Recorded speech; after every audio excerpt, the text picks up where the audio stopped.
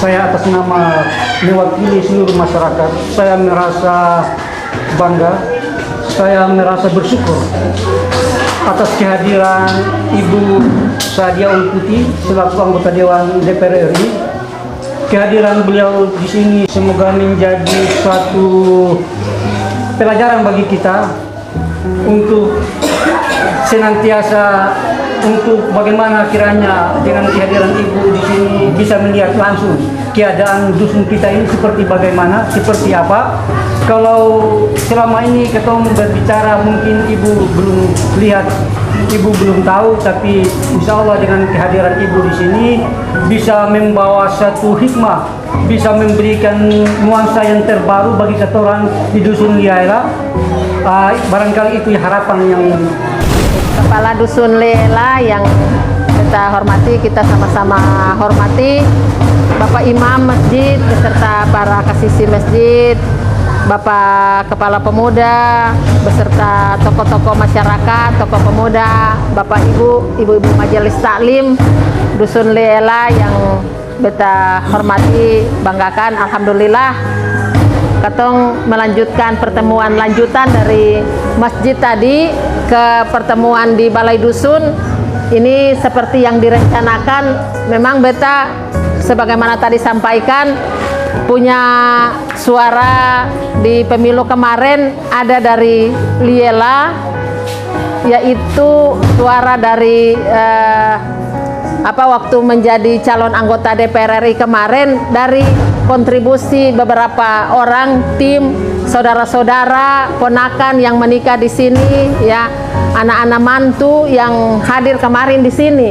Cuman bawa gambar, bawa spanduk, bawa stiker, datang, kemudian beta sempat datang karena di Maluku ada 1.900-an desa sehingga kemudian ketika mendapatkan informasi bahwa keton di sini, keton punya tim, Bapak Dusun punya pesan, kalau bisa Ibu ada kesempatan datang sedikit di Liaela, lihat keton pung dusun ini, kampung ini, supaya ketong juga bisa curhat-curhat par Ibu sadiki. Kira-kira begitu ya Bapak Dusun ya. Dan alhamdulillah hari ini nih sebagai anggota DPR RI bisa turun sampai di dusun-dusun ini. Kayaknya belum pernah ada dalam sejarah ya, Bapak Ibu ya. Biasa anggota DPR, apalagi DPR RI itu lebih banyak tinggal di Jakarta. Nanti pada saat mau pemilu baru datang lagi. Betul kah saya Bapak Ibu ya? Nah alhamdulillah setelah menjadi anggota DPR RI, kalau waktunya di Jakarta, beta datang rapat dengan menteri-menteri, dengan dirjen-dirjen, beta sampaikan apa yang potong semua sampaikan, rasakan. Makanya Bapak Ibu dengar, nonton di Facebook, lihat di YouTube, ikuti beta punya suara-suara dari perwakilan Maluku yang menyuarakan apa yang Bapak Ibu rasakan, yang mungkin juga Bapak Ibu mungkin bangga, bilang Ibu Sadia biar turun di kotong kampung lain, kotong supuas dengan apa yang antua bicara-bicara akang itu. Betul ya Bapak Ibu ya? Iya, alhamdulillah.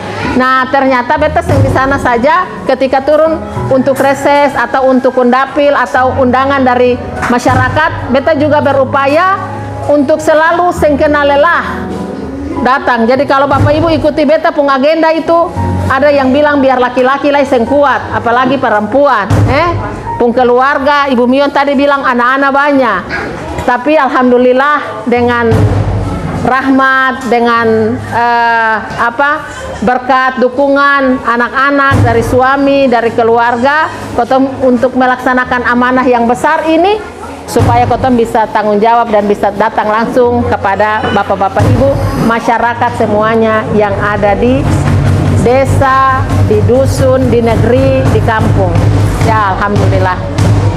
Jadi hari ini dalam kunjungan ini beta ingin sampaikan kepada Bapak Ibu bahwa di periode 1 tahun kemarin itu beta ada di komisi 7. Komisi 7 itu kakak punya mitra kerja itu dengan Menteri ESDM, sumber daya mineral. Jadi urus tambang, urus emas, urus nikel, urus minyak, urus mungkin listrik yang kayak gini nih, menyala siang malam. Jadi beta pernah punya video, pernah bicara-bicara tentang bagaimana kotong punya apa namanya harga minyak semboleh naik ya, tentang bagaimana kotong punya lampu di bagian Pulau Seram ini sering mati-mati, dia hanya menyala siang saja, menyala malam saja, siang dia mati, sampai kotong panggil akang lampu yo ya, kalau dia cuma nyala bagian kotong bilang ya, nanti mati lagi kotong sudah bilang yo. Kita bilang tuh di depan Dirjen Dirut PLN. Bahkan berapa kali yang terhitung, beta itu juga sampaikan kepada PLN bagian Indonesia bagian Timur terkait dengan kotong punya kondisi-kondisi lampu di 52 titik genset di mana ada pemberlakuan moratorium. Jadi Maluku itu tuh ketika ada kebijakan semboleh lagi pakai tenaga diesel, dalam hal ini bahan bakar solar, daerah-daerah di pesisir, di daerah-daerah pulau kayak kotong begini dirugikan dengan kebijakan kementerian, kebijakan negara, karena kotong punya interkoneksi sudah dipasang, tiang-tiang listrik sudah dibangun, jaringan-jaringan sudah dipasang, tapi genset dilarang oleh pemerintah untuk ada pengadaan. Nah, kotong tekan terus, bicara terus, bagaimana ini nih, kotong punya persoalan listrik yang hari ini nih, masyarakat selalu bilang, kotong ini nih bagaimana mau bisa menyala siang dan malam, mau menyala 1 kali 24 jam, bagaimana kotong mau IKS, ibu-ibu, bagaimana kotong mau bikin balik kotong pun cold store basar-basar, kotong pun kulkas, kotong pun ikan-ikan dari laut yang hasil tangkapannya luar biasa, tapi kotong bisa tampung akang. Nah, ini semua karena tidak adanya infrastruktur penunjang. Jadi biar kotong ini jadi daerah kaya lagi, tetapi kotong bisa bikin usaha-usaha yang bernilai tambah. Kotong bisa tampung akan karena persoalan kayak begini listrik. Nah, ini sudah sering juga beta sampaikan. Alhamdulillah mungkin di dalam prosesnya tahapan nanti di 2024, 2022, 2023 ke depan insya Allah ada sekitar 52 genset untuk daerah-daerah yang hari ini belum ada gensetnya, mudah-mudahan bisa diadakan agar tadi tuh interkoneksi itu bisa tersambungkan, jadi kotompung listrik ini bisa menyala siang dan malam. Ini orang liela pun isi hati beta juga sudah tahu, jadi dosa bilang juga beta bilang akan kamu kah supaya Bapak Ibu tahu informasi. Yang kedua, kemudian beta merasa ya ternyata di Komisi 7 ini kotong punya potensi yang banyak. Ini nih adalah potensi perikanan, lalu potensi perkebunan pala cengkeh, kotong pun kelapa, coklat, pertanian dan kehutanan. Beta minta di praksi kalau bisa beta pindah juga di Komisi 4. Ya, nah gebrakan yang pertama yang beta sampaikan pada saat rapat dengan 3 menteri waktu itu adalah agar Kementerian Pertanian benar-benar dengarkan kotong punya keluhan dari masyarakat Maluku yang masyarakat penunjang, masyarakat penghasil cengkeh dan pala banyak di Indonesia. Bahkan kotong dijajah orang-orang Belanda, Portugis datang kemari par jajah kotong par ambil kotong cengkeh dan pala, dong bisa bikin asosiasi dagang cengkeh pala, tapi sampai sekarang pemerintah kayak yang perhatikan. Saya minta perhatian serius Pak Menteri dari pemerintah dalam hal ini Pak Menteri Pertanian menyangkut dengan mengurus cengkeh dan pala Pak, yang pernah menjadi komoditas mahal di abad pertengahan, bahkan menjadi primadona Indonesia di mata dunia Pak. Kami tolonglah Pak, tolong masyarakat menaruh harapan agar pemerintah bisa serius. Ini daerahnya Bu Alin, daerahnya saya dan Pak Dula, ini kenyataan pahit bagi kami Pak. Kotong harga pala itu tuh jatuh, harga cengkeh terutama itu tuh jatuh, harga itu tuh paling tinggi 70.000. Alhamdulillah setelah beta sampaikan itu 1 minggu kemudian peraturan tata niaga diperbaiki dan kotong punya harga cengkeh hari ini 100.000 kan? Iya. Nah orang Luhu bilang, ibu waktu ibu datang para orang kawin di Luhu, kotong sampaikan, ibu pulang langsung kotong nonton ibu di YouTube, kotong nonton ibu di televisi. Waktu ibu bilang akang aduh, kotong su paling senang. Jadi ibu sen kasih apa-apa per katong, ibu bicara harga pala, sa ibu su paling bantu katong sudah. Nah alhamdulillah, mudah-mudahan orang liela bilang begitulah ya Bapak Hanus. Ini beta sentau orang liela ada tanam pala di cengkeh kaseng ini ada ya. Kalau belum ada bibit bantuan pala dan cengkeh mungkin juga bisa diminta. Alhamdulillah. Iya insya Allah nanti disampaikan.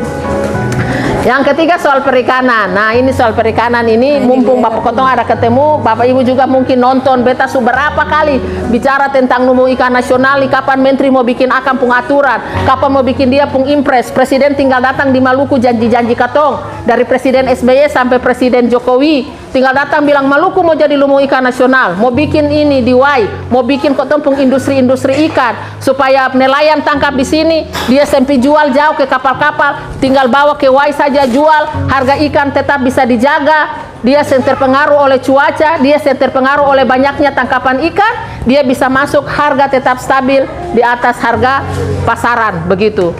Tapi itu semua kalau ada regulasi, ada aturan, ada impres atau keputusan presiden yang bilang Maluku lumbung ikan nasional. Nah, hari ini dengan begitu sekali sudah disampaikan supaya presiden sekurang-kurangnya mengeluarkan aturan, peraturan agar Kotong punya regulasi tentang kebijakan lumbung ikan nasional ini bisa Kotong perbaiki dia. Nah, kalau ini sudah ada, kalau lumbung konsep pengembangan kebijakan lumbung ikan nasional ini Kotong sudah bisa taruh Bapak Ibu, otomatis Bapak Ibu dong pung body pentura ya tangkap tuna sampai di laut-laut ini sana ya.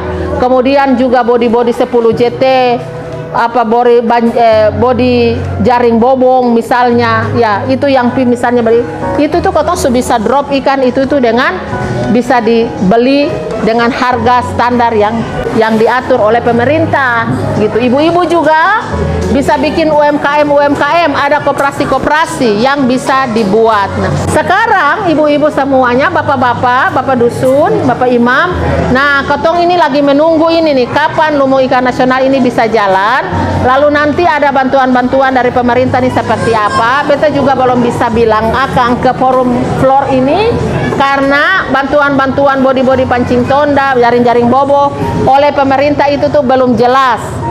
Bagi kami di Komisi 4 yang ada di program di Komisi 4 itu kayak bagai-bagai anak-anak ikan ini nih budidaya. Makanya beta kemarin datang di Wael, besok mau datang di Sanahuni, Kotong di Teluk Kotania, Kotong di Pelita Jaya, Kotong bagai bibit-bibit benih ikan karapu.